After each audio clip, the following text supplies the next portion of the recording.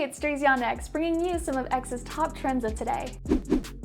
If you haven't yet had UFOs on your 2024 bingo card, pull out your stampers, because what better way to summon extraterrestrial experiences than a space phenomena such as a solar eclipse? We have reportings of an unidentified flying object flying over Texas during the eclipse, several people outside watching and recording the event, and multiple witnessed the same thing. What appears to be some sort of vehicle whizzing through the clouds. You know I'll have a video in the thread for you, so take a closer look and tell me what you think. We've got Rand Paul and Fauci making headlines, for Senator Paul saying Fauci should be in jail for fabricating the story to the American people about COVID, the guidelines, the mandates, the claims made about the vaccination that turned out not to be true, what they're calling the Great COVID Cover-Up. He said Fauci would make all these remarks in public, but be saying and doing the opposite in private, and also goes on to say the consequent for the lives that were damaged and even lost during this time due to this bad advice should be jail. And not only that, he says his investigation has uncovered that at least